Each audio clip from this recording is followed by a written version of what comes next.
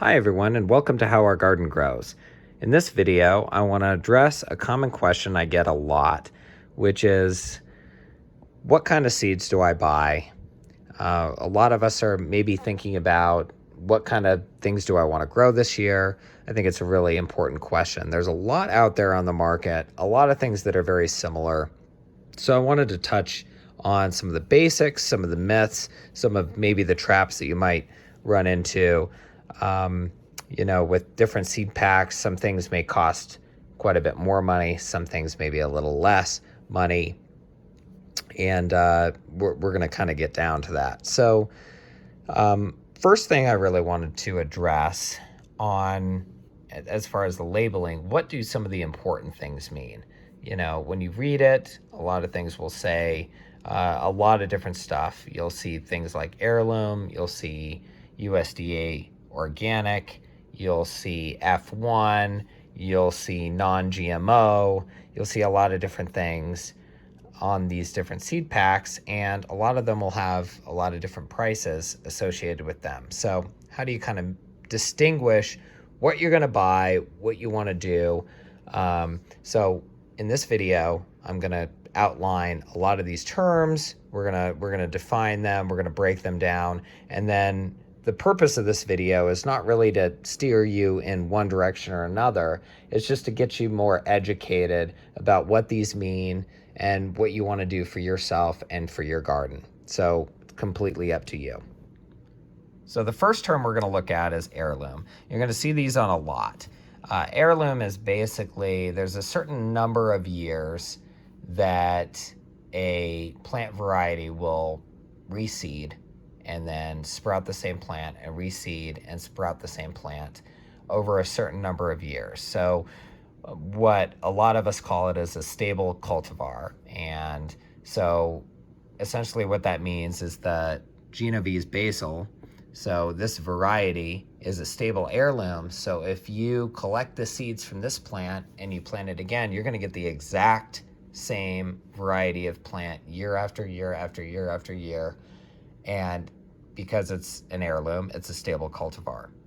So that's what heirloom means. So it's going to be the same plant over and over, and they're open pollinated. So basically they're going to reseed themselves if you just kind of let them go, and they're going to produce the same plant. There are other varieties, which you see this F1 here. There's a couple here that will have the F1 variety, and that basically means it's a hybrid cross. And so if you reseed the seeds produced by these plants, they're not necessarily going to produce the same plant year after year. And so hybrids actually occur in nature, which is really, really cool. A bee may come to an open pollinated plant, for example, like a tomato or a pepper, and cross the pollen between one plant to the other plant. And the other plant will then become a slightly new species once the seeds develop. And so that's how these companies will actually go through this long, laborious process in creating these hybrids here. So this high crop collards, for example, is a plant where somebody with a lot of time, lots of experience, crossed two cabbage or collard type plants together to create this new variety.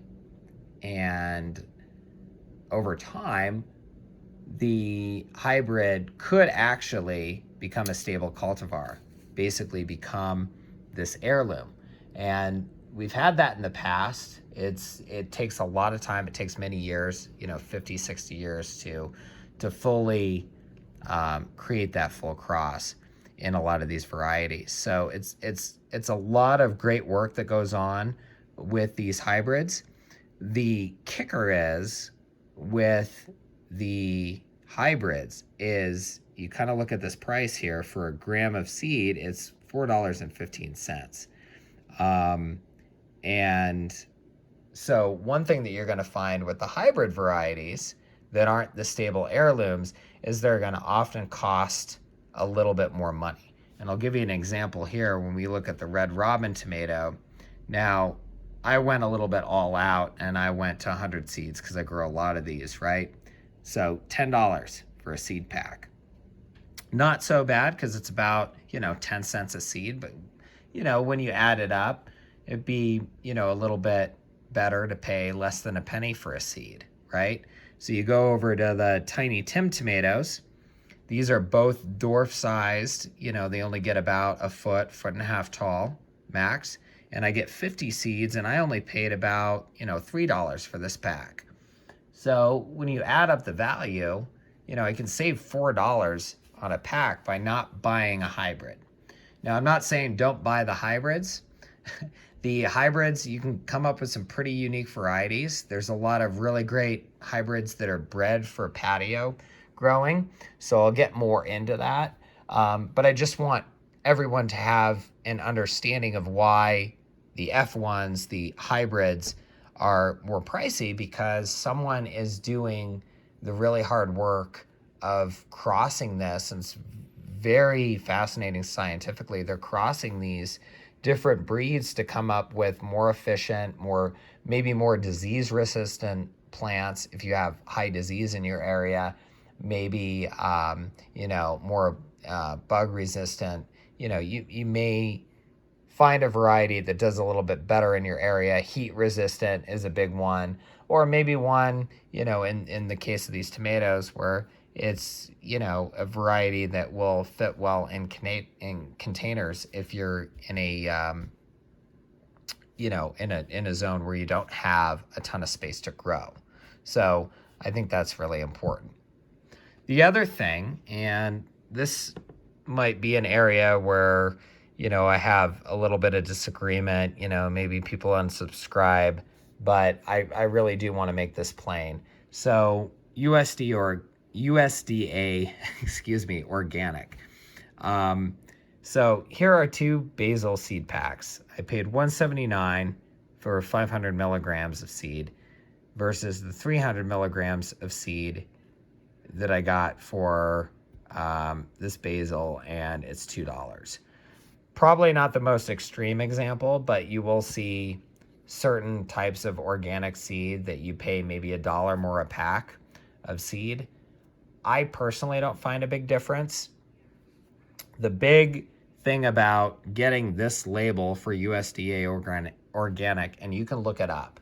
You can actually look up the rubric. What companies have to do is they have to follow a pretty good criteria of different steps in their growing process when they're producing the seeds to get the seeds, and then they can label it as USDA organic or another sort of organic label. Because this is more labor intensive and because they have to go through these certain steps, if it's something you believe in, certainly do it. I think that's totally fine. You're just going to pay some more money for it. In my experience, it doesn't make the seeds any different. Seeds basically produce from a plant that grows in the ground, and it does not know the difference between if you fed it with a chemical fertilizer or if you did it with an organic fertilizer. And an example of that is Miracle Grow chemical fertilizer. People do it all the time. If you collected seeds, you could not label that as USDA organic because you did not follow the organic process. So I just want people to be conscientious of, what you're buying. You plant these same seeds in the ground, and say you are 100% organic gardener and you do not use any of the chemical fertilizers, you will not get a different plant. You will not get a diseased plant. You will not get a contaminated plant. I can assure you of that. The plant does not know the difference.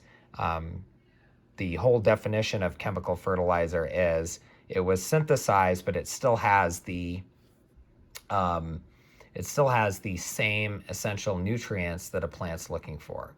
It's more concentrated, but it has those same means. So if a company misses even one of these USDA organic certifications, they're going to lose it. So, and I use, just so you know, a kind of a side rant, but OMRI is another certification. But I know that the fish fertilizer from Alaska lost one of their certifications because they just missed one criteria, because they do some sort of processing of it, but it's still the most organic, it's still made by organic material by decomposing fish. So it's one of the better things that you can feed into your soil to give natural nutrients to the environment.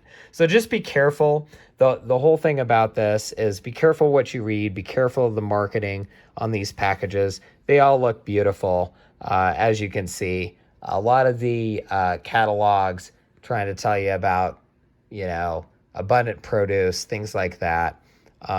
Really just look at a lot of these heirlooms, like the Tiny Tim tomato does just as well, if not maybe even better than the Red Robin hybrid variety. And you can save a lot of money by what you buy. So that's a little bit of an update on seed starting. Hopefully you learned a little bit about it.